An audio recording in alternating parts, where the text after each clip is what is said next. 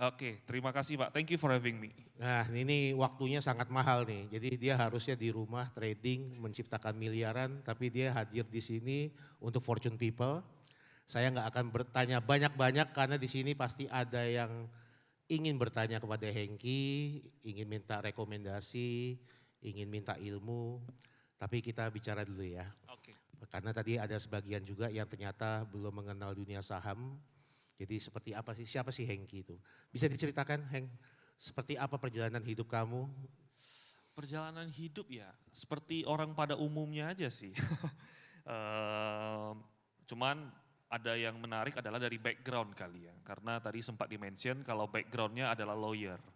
Dan luckily kalau masalah capital market segala macam, ada agak disconnected antara apa yang terjadi di ekonomi di perusahaan dengan actual capital marketnya. Nah, oleh karena itu ya saya masuknya lumayan muda dikarenakan capital market menggunakan logic kalau di sini. Jadi saya memanfaatkan momentum logic, memanfaatkan momentum datanya untuk kepentingan tradingnya. Jadi ya kalau belakangnya historisnya gimana ya basically seperti orang pada normalnya aja gitu. Kamu lulusan Universitas Tarumanegara, hukum. Benar. Artinya benar-benar nggak ngerti saham waktu itu atau iseng-iseng aja waktu itu? Benar-benar nggak ngerti saham. Bahkan karena dari kampung ya gitu, dari Batam, Batam nggak ada keluarga satu orang pun ngomongin saham gitu. Dan teman-teman juga nggak ada yang ngerti apa itu saham gitu. Jadi benar-benar zero dan ketika kerja juga corporate sih ada ngomongin saham ini, saham itu. Tapi overall itu kan ya bukan capital marketnya lah. Jadi no background at all di financial market di sahamnya juga.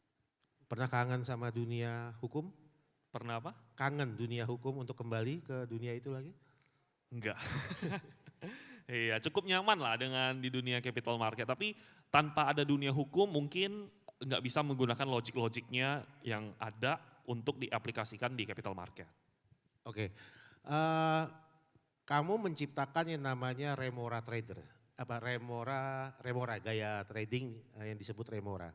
Eh, itu hanya istilahnya membuka semua data atau ada yang memberikan hint, Hengki kurang lebih seperti ini loh atau segala macam. Sebenarnya mungkin sama kayak kebanyakan orang. Kalau Remora, apaan sih Remora gitu kan. Dulu aku juga kayak gitu. Nah yang memberikan filosofi nama Remora itu adalah sekarang my fiance kayak gitu. Jadi kan saya trading, saya lihat data, saya ngikutin terus orangnya. Nah ketika masa saya lagi merintis, lagi belajar, kan beliau yang ada di sisi saya. Terus dia bilang, kayaknya kamu cocok dipanggil Remora kayak gitu. Terus aku naik Remora apaan gitu. Dia bilang coba kamu googling. Nah kita lagi naik motor, lagi beli kue putu, nah dari sana namanya. Terus baru, oh ternyata sesuai nih. Kita menggunakan prinsip Remora karena kita always following whales-nya. Lagi ke arah mana, lagi ngapain, tok jiplak doang. Jadi kayak nyontek tapi versi capital market. Pasangan juga main saham? Oh enggak, cukup yang stres satu orang aja. Cukup menikmati hasil dari saham. Benar, investor awal dia. Wah itu cuannya banyak banget ya, berkali-kali lipat ya. Iya benar. Oke, Heng, aku pernah lihat beberapa video kamu bahwa Remora ini ada hal-hal yang diikuti, menjadi standar. Kalau nggak salah volume price analysis, habis itu juga ada broker summary. Bisa dijelaskan tahapannya satu-satu. Sebaiknya kita memulai dari mana, kenapa, dan seterusnya. Oke, kalau di Indonesia itu banyaknya itu memisahkan antara broker summary, volume price analysis itu ataupun fundamental itu hal yang tidak satu kayak gitu. Jadi makanya kita sering banget dengar stigma kalau misalnya wah yang menggunakan volume technical itu nggak ada gunanya, ada yang ngomong gitu. Sebalik sisinya ada juga yang ngomong fundamental udah mati, fundamental itu ya hanya ekonom, nggak ada gunanya, nggak cepat kaya. Dan satu sisinya lagi, ngapain sih kamu ngikut-ngikut orang, like broker summary buat apa, nggak ada gunanya. Nah tapi ternyata semuanya itu ada poin pentingnya, ada benang merahnya. Kalau volume price analysis itu saya sebutnya kalau bahasa gampangnya omset kayak gitu. Ketika volumenya gede, hitungannya omsetnya gede. Jadi suatu company nggak mungkin revenue-nya, net revenue-nya gede kalau omsetnya kecil. Nah, jadi kita menggunakan analogika seperti gitu. Jadi nggak mungkin suatu perusahaan ada untung 1T kalau omset bulanannya cuman hanya 10M. Doesn't make sense. Nah, dari logika itu saya menggunakan, oh ketika ada volume, ada something kayak gitu, misalnya volumenya nge-spike atau transaksinya gede, itu kemungkinan besar ada sesuatu. Dan kalau ketika ada sesuatu, itu adalah tempat kunci yang harus kita perhatikan. Karena ketika smart money-nya masuk, akan terreflek ke volumenya itu. Dan semakin volumenya gede, smart money-nya bisa beli semakin gede juga. Jadi kalau volumenya kecil, omsetnya kecil, ya dia belinya dikit. Tapi ketika spike volume gedenya itu, nah biasanya saya menggunakan itu. Itu kan satu sisi. Kalau volume price analysis itu enggak ngomongin apakah yang beli itu smart money atau yang akum atau yang distribusi itu siapa, itu enggak ngomongin itu. Karena ilmunya enggak sampai di sana. Itu adalah tahun 1990 ke belakang. Nah kalau di Indonesia uniknya dan barunya itu ada, yaitu kita hitungnya ke broker summary-nya itu. Dan hanya ada di Indonesia, di luar US atau negara-negara yang kalian tahu itu nggak ada namanya broker summary kayak gitu. Jadi kita dapat cheat code kayak gitu. Jadi ibaratkan nih ujian, dikasih kunci jawabannya itu berserakan di meja. Nggak tahu yang mana soalmu yang mana, jawabannya yang mana. Lu harus cari tahu yang mana sih yang masuk. Nah itu tugasnya broker summary. Jadi matching antara volume price analysis dan broker summary. Terus yang ketiga mengenai fundamental orang ngomongin. Ngomongin fundamental murah, fundamental bagus. Oke lah, emang kita sehebat apa sih bisa melihat fundamental ini bagus atau enggak bagus? Ada lagi yang jauh lebih hebat, asset management atau asing. Mereka lihatnya udah futuristik 20 tahun, 30 tahun lagi. Nah ketika mereka menganggap ini bagus, ini ada future-nya, mereka akan membeli dong. Nah ketika mereka akan membeli, akan terefleksi ke broker summary-nya, smart money-nya. Terus ketika mereka beli gede, akan terefleksi lagi ke volume price analisisnya. Jadi tiga ini adalah rentetan yang tidak seharusnya dipisah. Nah tapi ya Indonesia ya mereka suka pisah-pisahin, ya udah nggak apa-apa gitu kan. Bukan urusannya kita untuk convince-nya mereka. Jadi kurang lebih basicnya seperti itu. Selain itu kamu juga bicara bid offer. Ya. Ada satu video yang saya lihat, bahkan kamu sampai ke IDX, mengecek jumlah pemegang saham dari bulan ke bulan naik atau turun. Katanya kalau naik artinya kebanyakan retail, kalau turun artinya kebanyakan institusi. Benar, betul? benar. Nah, kenapa bisa sampai sedetail itu ya? Itu biasanya kalau keterbukaan informasi, laporan segala macam, itu biasanya kerjaan wartawan bursa aja sih. Oke, ini menarik. Tadi kan ada sebut pas COVID orang lagi sibuk dalgona gitu. Nah filosofinya dari sana. Gitu. Jadi saya menggunakan keseharian harian untuk diaplikasikan ke capital market. Waktu dalgona, saya juga ikut ngaduk kayak gitu. Tapi ngaduknya cenderung telat. Kenapa telat? Karena kemana-mana supermarket habis. Kopi kapal apinya kan habis kayak gitu. Jadi ketika orang trennya udah habis saya baru ngaduk. Dan ketika saya cari, saya lihat di Tokped, lihat di Shopee waktu itu dan online semua mahal banget untuk beli kapal apinya doang. Nah itu artinya apa? Itu artinya kan ada suatu mekanisme yang menunjukkan kalau kebanyakan orang itu ketika barang bagus, retail itu nggak bisa akses. Nah itu filosofinya dari sana. Saya nggak bisa aduk dalgona sampai kapan? Saya udah beli mesinnya, kopinya nggak ada. Udah coba kopi lain, aduk nggak bisa juga gitu. Nah jadi dari sana saya berpikiran kalau retail itu mayoritas kalah kayak gitu. Dan apa yang retail ucapkan, kebanyakan retail ngomongin itu nggak akan kejadian. Dan segala sesuatu karena saya dari kalangan bawah ya gitu ya kan. Jadi saya mengerti persis kalau barang bagus nggak akan ada orang kasih kamu. Nah jadi ketika ada orang kasih kamu sesuatu itu barangnya udah either busuk atau belum ketahuan busuk aja. Nah, jadi saya menggunakan itu, datanya digunakan untuk capital market. Which is semakin banyak retail yang mengkonsumsi suatu emiten itu artinya nggak bagus. Karena good things selalu nggak berpihak kepada retail. Unfortunately, ya itu adalah faktanya. Jadi filosofinya seperti gitu. Jadi saya suka cari saham yang diakumulasi, retailnya depresi, detailnya keluar, smart money-nya masuk. Nah, biasanya saya ngikut di saham-saham seperti kayak gitu. Oke, kamu memberikan istilah moonstock. Itu istilah dari mana? To the moon. The moon ya? Iya, jadi moonstock saya ngikutin kepentingannya lah, kayak gitu. Kepentingannya apa, jadi menebak logiknya mereka mau ngapain. Cuman aku nggak bisa nebak logiknya karena yang futuristik itu mereka. Tapi saya tahu one thing for sure itu mereka membeli barang ini dengan posisi lumayan gede. Dan mereka memposisi beli gede, mereka pasti ada plan eksekusi dengan yang baik.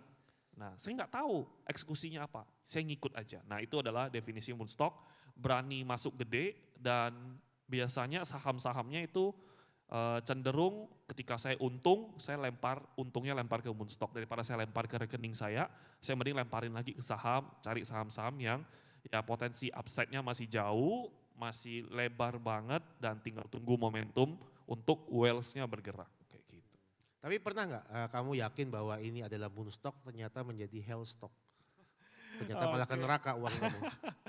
Oke, moonstock ya ada lah, cuman probabilitasnya saya quite sure, kenapa saya sebutnya moonstock karena probabilitasnya di atas 80% itu rata-rata naik, cuman konsumsinya time kayak gitu dan saya ngehitungin harganya.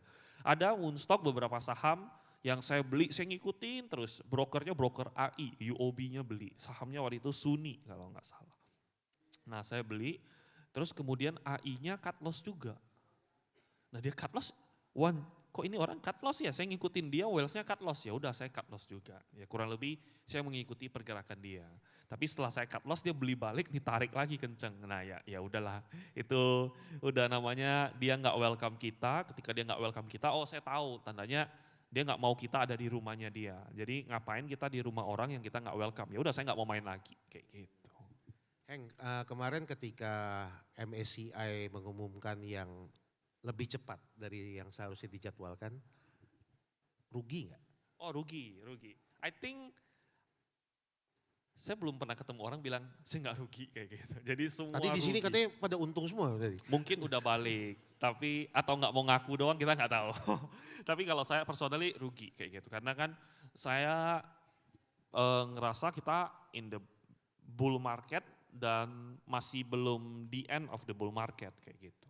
Makanya saya masih pegang rata-rata saham-sahamnya saya. Tapi ya tiba-tiba MSCI crash, ya mau nggak mau ya saya cut loss semuanya kayak gitu. Cut loss semua itu Iya akhirnya? cut loss semuanya karena saya tahu kalau ini fear-nya udah gede banget.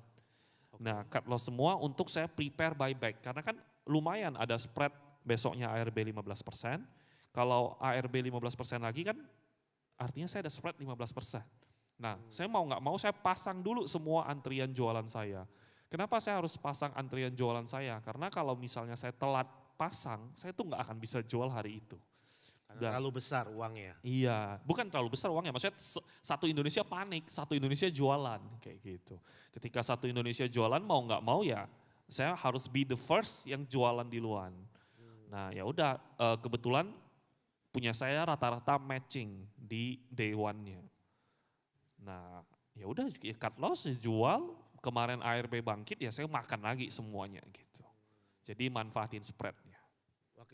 Waktu itu rugi berapa di hari itu kira-kira? Berapa persen atau? Kalau ruginya waktu itu total kurang lebih 60-an bio. 60 miliar. Iya, 60-an miliaran. 60 densa lah ya, itu kurang. 60 densa gitu ya. Iya ya sudah. Nah ya itu realize semua kayak gitu. Realize semua, saya nge-cut semua gitu. Kayak gitu. Biasa aja atau hampir gantung diri apa gimana? Kalau amount of money saya to be honest biasa aja kayak gitu. Karena ini kan momen yang ya udahlah ya, kita udah best effort. Saya juga telepon ke banyak fund, ke banyak orang yang ngerti udah capital market dari belum saya lahir dia udah ngerti capital market kayak gitu. Sekarang udah rumahnya, waduh yang penting udah top tier punya orang. mereka juga ya semua kena juga. Bahkan mereka nggak bisa nge-cut karena nggak ada liquidity. Sedangkan saya luckily bisa nge-cut. Jadi in terms of money, amount saya biasa aja, nggak ada stresnya sama sekali. Cuman kalau stresnya waktu itu adalah karena saya kan head of community gitu. Jadi ada banyak anak-anak yang ngikut saya. Saya yakin saya bisa nge-cut, tapi saya yakin mereka nggak bisa nge-cut. Jadi ada bebannya di sana gitu, kayak di punggungnya itu, aduh kasihan anak-anak. Dan saya ngerasa ketika kalau kita nggak frontier, saya bisa fight back. Nah mental saya udah biasa lah jatuh bangkit. Oke, aman. Thank you, thank you. Anak-anak lainnya belum tentu bisa melakukan hal itu. Jadi bebannya, stresnya lebih ke sana, kayak gitu. Tapi kalau misalnya kamu nge-cut gitu, karena kamu punya grup, kamu nge-cut dulu baru bilang ke grup, atau kamu bilang ke grup, mari kita cut bersama.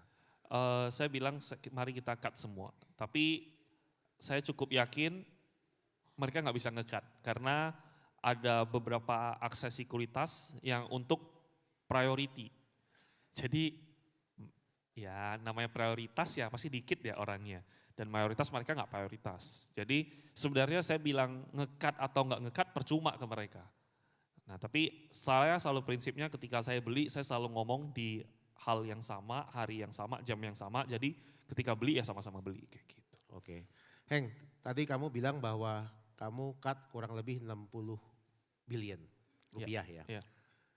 Itu kamu ngelihat angka itu seperti apa sih? Ngelihat uang itu seperti apa? Itu kan 60 itu kan nolnya banyak tuh kan. Kalau misalnya di convert, tadi bisa beli Densa 60, kamu mau menikah bisa yang harusnya di Jakarta, bisa bikin di Las Vegas misalnya. Nah kamu melihat angka 60 billion itu apa? Banyak sih nolnya panjang gitu, cuman ya itu doang.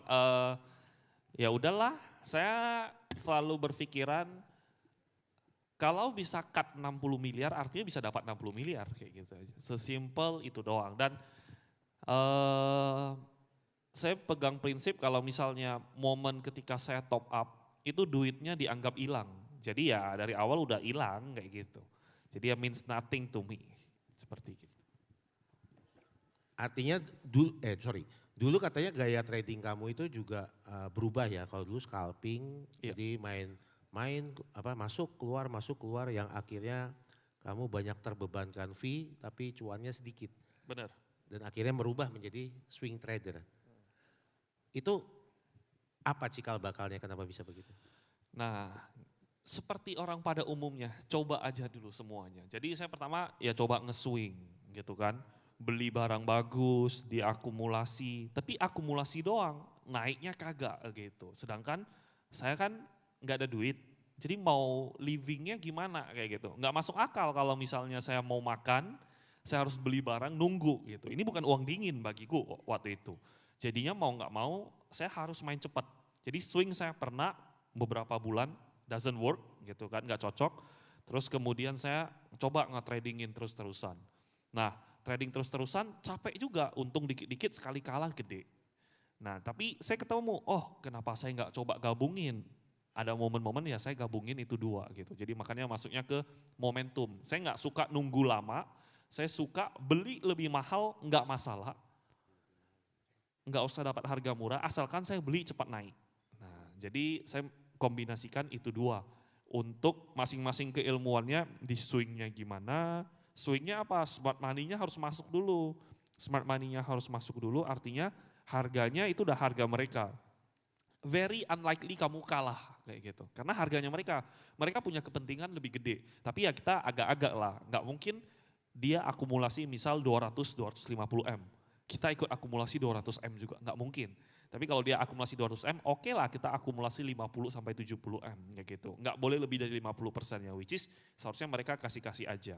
Nah, saya udah tahu, oh smart money-nya lagi kumpulin di sini. Jadi ada ciri-ciri ketika bid offer-nya berubah, ada change of behavior, ada tanda-tanda dia mau naik, yaitu menggunakan metode scalping. Ya udah, saya berani nembak gede di sana dan saya hold, saya kombinasikan keduanya. Jadi saya nggak mau lagi nge-tektok-tektok, karena overall setelah saya lihat, ketika saya tektok-tektok kayak gitu, pas masa itu, kok saya yang kerja Saya 11-12 kayaknya dengan sekuritas kayak gitu.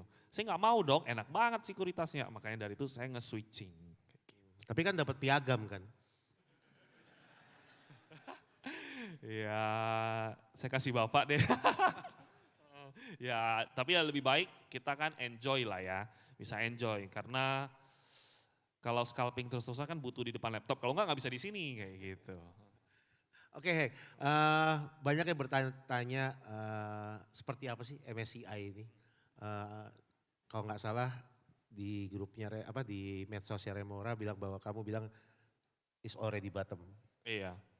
Oke, MSCI ya. Jadi MSCI itu basically dia kayak provider. Nah, dia memberikan, dia ada syarat objektifnya, harus market cap tertentu, free float market cap tertentu, dan transaksi value tertentu. Ketika 3 ini memenuhi, mereka baru menentukan, oh ini boleh enggak, investable enggak, kayak gitu. Jadi mereka nge-marking, oh ini investable atau enggak investable. Ketika dia bilang oke, ini investable, orang-orang yang percaya, misalnya saya pakai bahasa gampang, orang-orang yang percaya dia oke, kata MSCI ini investable. Kita fund-fund akan nge-invest di saham-saham yang dikasih oleh yang udah lolos kriterianya MSCI. Nah, masalahnya kata kuncinya investable. Di MSCI kemarin dia teriaknya kenapa sih? Dia ngocehnya kenapa sih? Dia ngocehnya adalah kenapa saya beli saham, sahamnya langsung naik. Saya jual saham, saham saya turun langsung. Kenapa? Karena menurut dia ini seharusnya nggak investable walaupun masuk ke syarat objektifnya. Kenapa nggak investable? Likuiditasnya mana? Kayak gitu. Karena kriterianya saya salah satunya likuiditasnya harus masuk. Makanya ada transaction volume, ada free float. Nah ini tandanya ada yang error nih, ada yang salah. Bursa tolong dong bukain data ke saya, checking lah. Apakah saya yang salah atau bursa ada yang ada apa gitu. Nah waktu itu ya mereka nggak ketemu jawaban yang satu fix, makanya MSCI bilang, wah nggak ketemu nih kayak gini, anak-anaknya saya yang invest ke sana jadinya rugi. Udahlah kita nge-freeze kalian ya, kalau kalian nggak mau saya masukin ke Frontier. Nah itu yang bikin orang kaget satu Indonesia, yaitu kata kuncinya lagi, investable jadinya downgrade ke Frontier.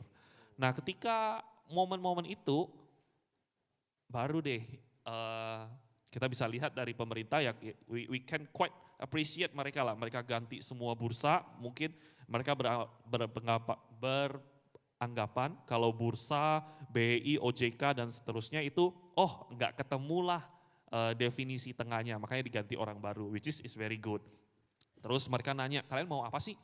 Saya mau free floatnya jangan di atas 5% dong, karena ini saham ada yang free floatnya itu gede, 20%.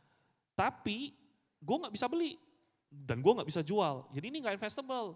Ini free floatnya gimana nih? Terus dia bilang, oh free floatnya aman kok.